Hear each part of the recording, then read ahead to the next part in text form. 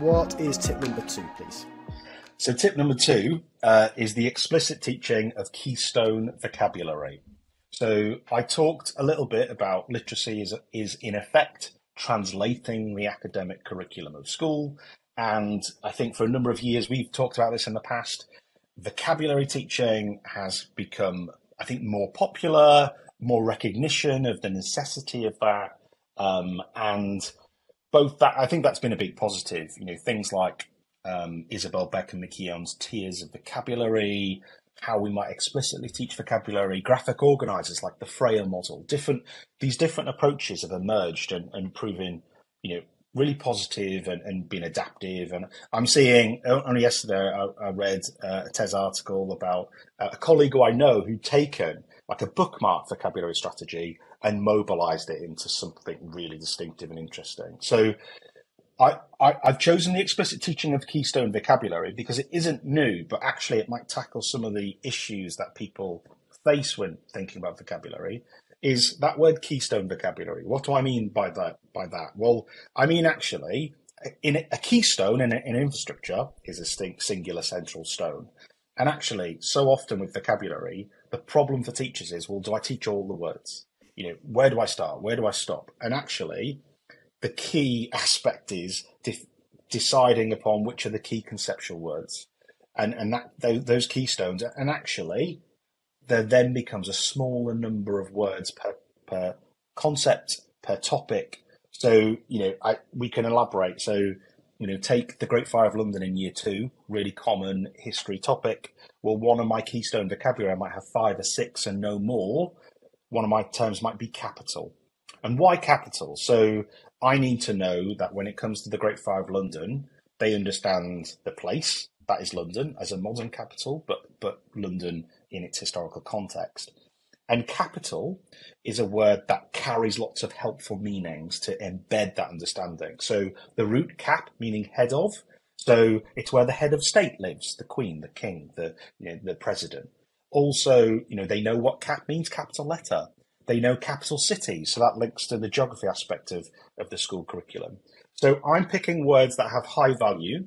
They don't explain everything about the Great Fire, but they offer deep conceptual understanding and they help build that structure of insight. You could call it schema, but they build that connected knowledge about a topic.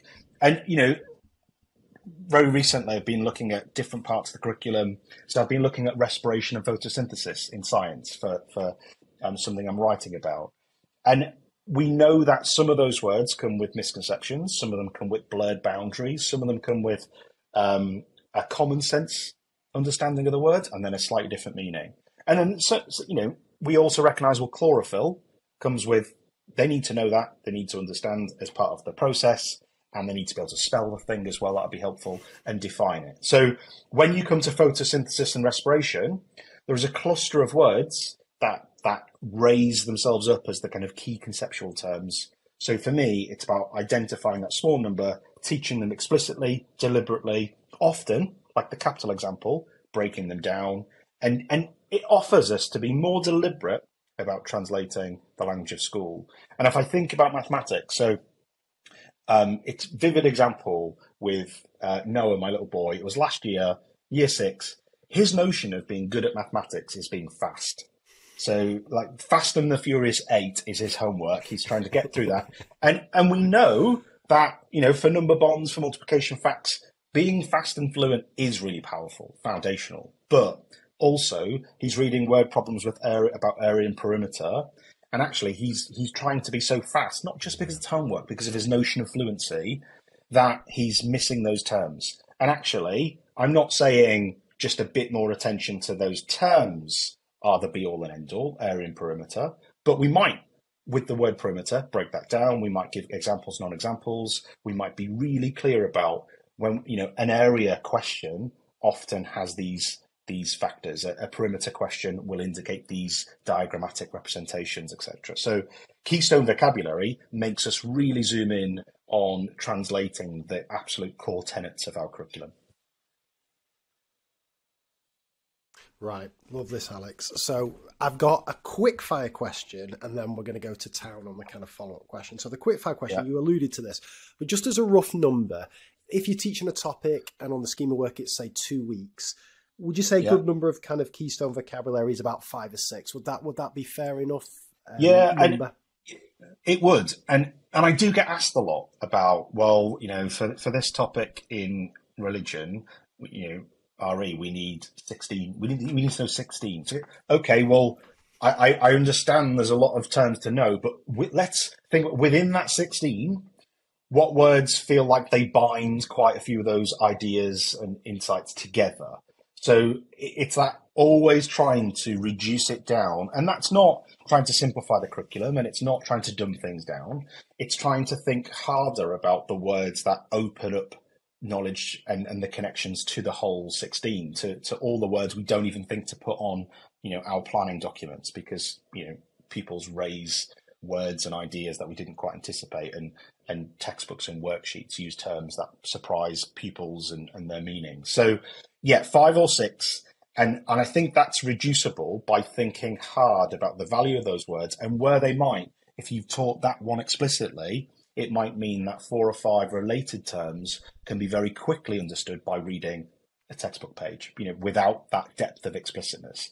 And I think this is another practical element. I often get feedback about vocabulary. We can't do all this extra work here. We've got to get through the curriculum. Well, I wouldn't deem it as extra work. I deem it as we need to translate our subject domain, and it's just weaving this through what we do and not assuming knowledge of terms. And actually, there is, we know it, lots of examples of just mere familiarity with words that brings with it, they might be able to do a diagnostic question, but then they can't apply that knowledge when they're given an unfamiliar problem. So I think it helps as well just to think not just about the 5 or 6, but to think about the other words. It gets us kind of surveying our kind of topics and what we think they know about it. So for me, yeah, 5 or 6. Can I add one point? So I'll often see them be put on a knowledge organizer, lovely graphics, whatever else. And then the idea is, well, the pupil has that knowledge organizer, they're 15, they can quiz it once a week. And actually, I think the reality, if these are conceptual, complex words that have multiple meanings, then they need explicit teaching, they need retrieval as well, but you can't outsource your teaching to a knowledge organizer. That's not how it works. So I think just being deliberate that we might get a shortlist, but that doesn't mean we just hand it over to our pupils. I'm talking about keystone vocabulary, high quality explicit teaching, and I think done well, and I've seen it where it means that the rest of the topic, the next complex step in the process becomes easier and quicker to graft onto that key knowledge. So for me, it should over time be a curriculum time saver, not this extra burden. And I don't want everyone kind of poring over dictionaries and, kind of doing arbitrary tasks that don't relate to being a mathematician or a scientist or a geographer. Love it, Alex. Right. Well, here's my big kind of follow-up question for this. So we spoke years ago on my Mr. Art Maths podcast. I think when you first, maybe your first book or your second book was out, and you introduced me to this. It sounds crazy now, but you introduced me to the notion of etymology of words, that it being a sensible thing, particularly as a maths teacher, to do. And I know that as a result of that conversation, I went etymology crazy, and I was chatting about it at every talk I was giving, and so on and so forth. But I think I've kind of missed a bit of a trick, right? Because as you've said, you kind of see a bit of a lethal mutation, certainly in maths, of this insistence or kind of focus on vocab. What you get, I don't know if you get this in English as well, is all of a sudden kind of keywords are appearing on the title slide of a PowerPoint or whatever. Maybe the teacher is kind of spending kind of 5 minutes or so diving into the etymology of the words. It's quite a little fun activity. But as you've alluded to, for a start, if there's no kind of high quality explicit kind of looking at that word, you're in trouble for a start. But also like anything, unless you revisit that meaning of that word, also in quite a deep way, like anything else, you're going to forget it. And what I see, there's quite a common thing happening in maths now where as part of a kind of 4-question do now, one of the questions will be, what does this word mean? And it'll be kind of calling upon some vocab from a prior topic. But from what I've seen, that's the kind of question that gets the least attention. It's just done in a super fast way. You hear one kind of vague definition. Yeah, that's right. And then you kind of crack on. Yeah. And my fear there is that any hard work a teacher puts into explicitly real high quality delving into the etymology of the word, it's undone if it isn't followed up time and time again by, again, revisiting that word at that deep level. I don't know if any of that kind of makes sense, or you've had similar kind of experience. Yeah, I think that speaks to the knowledge organizer example. So Yeah, I don't think knowledge organizers are intrinsically a bad thing at all. I think they can be really useful curriculum tools, and I've seen them used really well. It's just thinking really carefully about the purposes and the insights we're looking to, glean from our students. And I think there is a little bit.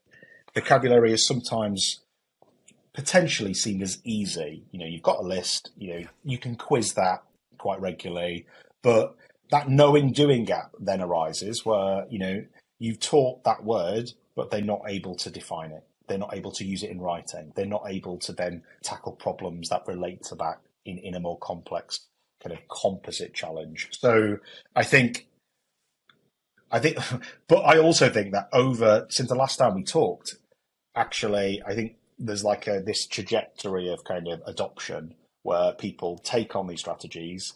Most people then intelligently adapt and recognize that didn't stick. That wasn't translating to better, problem solving. That wasn't translating to better essays in history. And then they make those adaptations and they make sure it's woven through in a more meaningful way. And in some cases, because staff change, people leave, things go, we almost just forget that loss and that history. And I think that adoption needs to sustain that recognition that this is complex, it needs some deeper teaching. It's not just a word list, and you can stick it on your PowerPoint, and it can have a nice color code or whatever else. But if it's not leading to meaningful application, then it's not worth much more. And I think, play out that for wall displays. They're a big example of, we really think about vocabulary in our school because we've got displays that no one uses and that don't feature in explicit teaching and learning. So, it can look good, it can look easy, but it needs to be meaningful and embedded into the work. And that takes time, and it takes intelligent adaptation and some working out what doesn't work. Last follow-up question on this, Alex. I could speak to you about this all day, but let's assume that somebody is explicitly taught some keystone vocabulary really, really well. What would effective retrieval of that keystone vocabulary look like for you so the kids remember it at that deep level? Yeah, so that's a really good example where it might look differently for different domains and different purposes in terms of the use of that language. So for me, take area and perimeter, really solid understanding might then be represented in they can, kind of taken parallel problems, they know the difference. Take similar problems, they can, recognize the difference. So for that, actually, it's not them able to define perimeter, but they're able to discriminate between different questions and recognize. But in another subject, it might be in RE, I want them in their 12-mark written response about the great religions, I want them to use this word in an argument in a high-quality, cogent sentence. So I think effectively it might depend on the use. We might need for them to be able to explain it, and if they can explain it, we know that they can apply it in a variation of ways. But it might be something that doesn't look like the quiz answer. It might be applied in a set of problems. It might be applied in an extended piece of writing. It might be something that just conceptually gets them thinking differently about the world, even. So I think that's another nuanced one.